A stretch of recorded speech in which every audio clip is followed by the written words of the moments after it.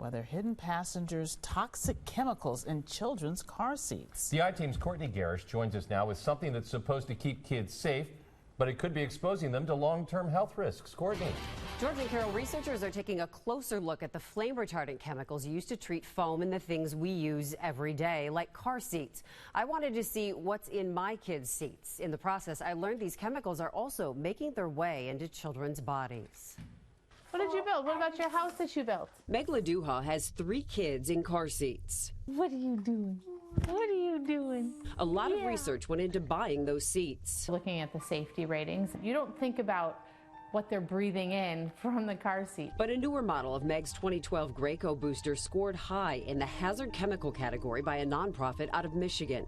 It tests for flame retardants in car seats. So you wonder, how has that affected their health?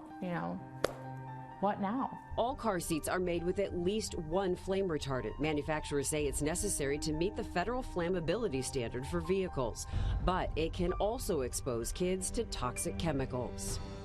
Like a lot of kids, my boys have spent a lot of time in car seats, so I wanted to see what's in them. Back in August, I cut foam samples from 2 seats and sent them to Duke University to be tested for free. Researchers are studying the use of these chemicals in everyday products. There's a lot of concern about the potential health effects. Lead researcher Heather Stapleton is talking about what showed up in my Graco convertible seat. Where I go to school. One my 2-year-old still uses. There's only limited research on that chemical, which is a type of chlorinated tris very similar to TDCPP, a known toxic flame retardant phased out of kids' PJs in the 70s because of health concerns. It is considered a probable carcinogen. So many companies have started using different flame retardants in car seats, ones that haven't been studied and might not be any safer. One of those, V6, was detected in my infant seat. So over time, these chemicals can just migrate out of the product into the air. Kids can inhale, ingest, or absorb them. Researchers are now finding high levels of these chemicals in children's bodies. You have this just small window of exposure when the brain is developing that can lead to later life effects in adulthood. But fire specialists point out flame retardants won't keep kids safe in a fire like this one.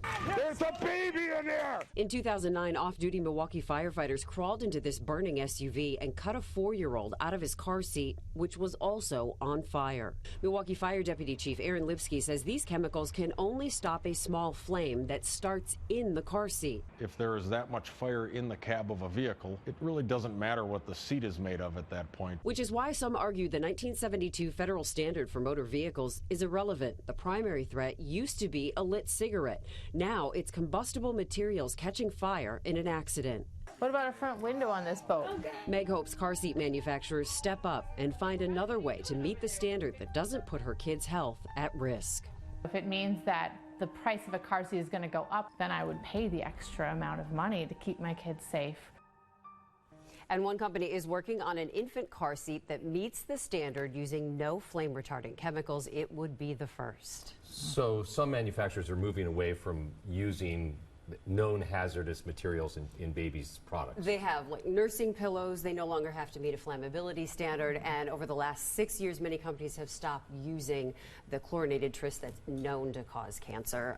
Graco did respond to the testing on my car seat, saying in part, we have high confidence that our rigorous processes ensure our products are free of known hazardous substances.